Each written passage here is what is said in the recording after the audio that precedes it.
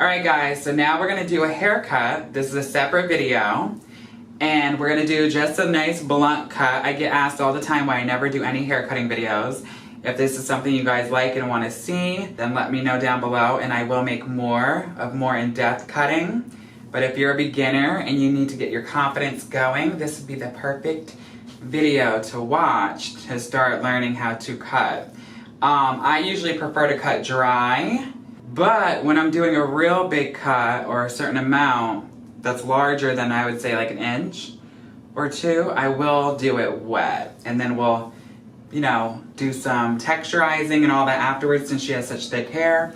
We did a fresh color. You just seen that video probably last week or a couple days ago. Now you're gonna see this one. So it's really hard to tell how beautiful her color is, but I can't wait to dry it. So now I'm gonna section her off. And it's always good to really use good clips that hold the hair very taut. I'm gonna do old school, like school time, and we're gonna split it into 4 sections because she has so much hair, or else I would have just done 2, one on the front, on each side, and then a big section in the back. Because her hair is so heavy, I'm doing 4. And then we're gonna start out in the back, quadrant on the right, and then I'm going to take a certain amount off, and then work my way to the left, right, left, right, left, right every time I cut. And then I'm gonna make it a little bit shorter in the back, not crazy lob, but a little bit shorter in the back, just so she feels like her head has more towards the front forward, because she usually sits with her head back a lot, and I noticed that too. So you have to make sure that you really talk to your clients before doing a cut and see exactly little things that they do and what they don't like and tweak and all that, so you know that you're on the same page. Alright, so this is gonna be me raising my seat up just so that she's up higher and closer so it's easier and I don't have to hurt my back. And I'm gonna take, I would say like, a decent size, maybe like a 1/4, and then make sure all that looks good. And this is gonna be my original cut. You can always cut more, but always start out longer. So I'm going to start shorter for the back, so I'm gonna do probably around here. And once I get a section or 2 going, I can always take a little bit more, because I know she's gonna want probably more. So this is my original cut. And remember, you can always take more off, you can never put it back on, so don't get scissor crazy. And you know, I get questions all the time like, oh, you cut hair? I do. It's just everybody's always talking about my blonding and color, so it gets overlooked. Now I'm going to take this part, connect them.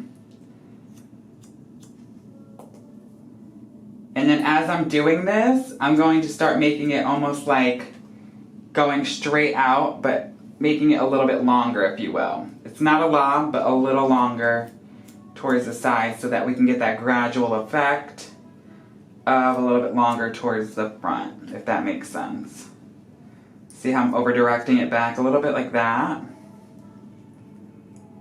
If I wanted to keep it really blunt and the same all the way around, I would go with the roll of the head like this. But I'm not going to do that today.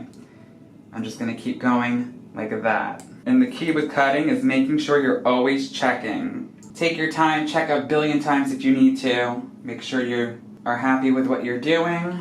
Now I'm going to take another section. And I could take these both at the same time to make it a little quicker. Instead of doing one at a time, I just feel like if it's easier for you to do that, then let's do that. And make sure you find your guideline and then start nudging in.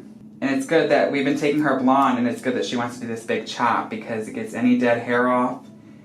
And we're almost to perfection with her color. A little bit more. I think one more session and it should be perfect.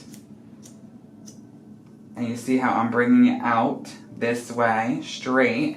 And it's naturally getting longer towards the side. Do you see that? Now I'll go to this side and do the same. I do a lot of dry cutting, so I do have to get my shears sharpened way more often. But I like to dry cut preferably just because I can see how things are gonna lay. Now I'm gonna take another section. I do about a 1/4 each section. If you want to feel comfortable taking smaller sections, please do so. I take bigger sections because obviously I've been doing this for a while now. And always make sure your client's head is at a little tilt. Another trick I like to do is as we take sections down more and more and we get higher up to the top, I like to make sure I take a little bit longer of the hair.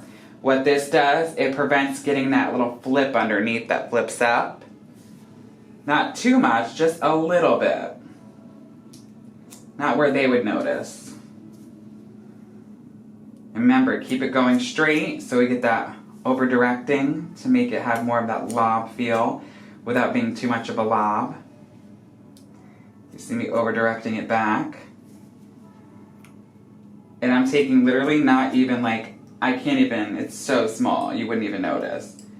But just a little bit so we don't have it give that effect of almost like a little flip out this way, if that makes sense. If you guys look, it's not doing that. All right, last section. Make sure your client's legs aren't crossed. In hair school, my teacher used to argue with me and say it wasn't true, that didn't affect anything, but for me it would, and I can always tell when it was off when I go to check. It usually is their legs are crossed, so you want them to have evenness. So always make sure their legs aren't crossed. She would argue with me every day, you guys. I'm not even kidding. Love you, Miss Jane. She said it didn't mean anything. I thought it did. It did to me, and it still does. I can always tell. Keep over directing. And I'm showing you basically a blunt cut with a little bit of an angle, just so it's an easy cut, so you get your feet wet and get more confidence going. And if you guys like this, I will do more in-depth, bigger cutting jobs. So I'm happy with that. I'm gonna clean anything up, go back through, make sure I'm still over directing. She has a lot of hair, a lot of thickness, so I always go in and texturize, which is probably one of my favorite parts of cutting. All right, so now I'm going to turn her to the side, but keep her head straight and still on a slight tilt. And I'm going to take probably half the size. I'll break it down a little bit to make you guys feel more comfortable.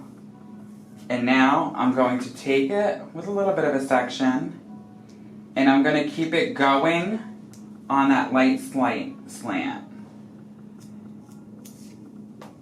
And as I take more hair, I can play with it a little bit more. But you want to keep it a little bit. We're not trying to get a lob here. We're just trying to make it so she has the hair looking like it's even almost, because her head always sits up. And I'm just slightly slanting my fingers. You guys see that? Just slightly. And then of course I'll play with it when I texturize it and we dry it. Just that slight slant. Very slight.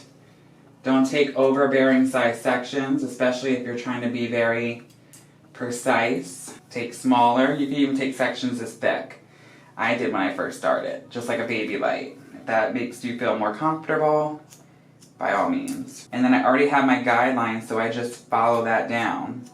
And you can always fine tune it later. But keep over directing your fingers to a slant. And you guys can kind of see the slant that that's giving us. And then when we get to the front, she has shorter bangs, so just ignore that for now till we're texturizing it. But you guys can see exactly that angle that we're getting. See it? And then as I go in and I dry cut it, I'll fine tune it. So I'll show you that in a minute. So hair cutting is a skill just like styling or coloring. You have to put time into your craft and have it evolve over time. I said for years I'm not going to do cuts at all. I'm just going to specialize in color and that's it. But a wise mentor told me you can be the best colorist, but some people will go to another stylist who cuts and colors. All because of convenience. So you definitely want to make sure you have skills of cutting. I was terrible and over time got way better. I wouldn't say I specialize in cutting at all by any means, but I am very decent at it. I know this video isn't the craziest detailed cut, but I figured I'd start simple for all the new stylists out there who maybe aren't that confident in cutting yet. Let me know down below if you guys like this video and would like to see other cutting videos like this. Remember to subscribe and hit the bell. I'm uploading 3 times a week now, so leave me tons of video ideas. I want to put out content you guys actually want to see. This channel has been built around hair, and this will always be a hair channel for a major part of it. I will be adding some life stuff too. to give my channel some more variety and something for everyone. Maybe some life vlogs, hauls, client horror stories, guest appearances, and so on. And of course, always hair tutorials. I want everyone to see something they want to. Also, follow me on Instagram, my main hair account, BrettRyanHairArtistry, my Salon Suite page. Tons of announcements are coming soon, and we're growing that, BrettRyanHairArtistry. And of course, my personal page, I_am_Brett_Ryan. All right, guys, continue watching to see these results. Until the next one, so long for now.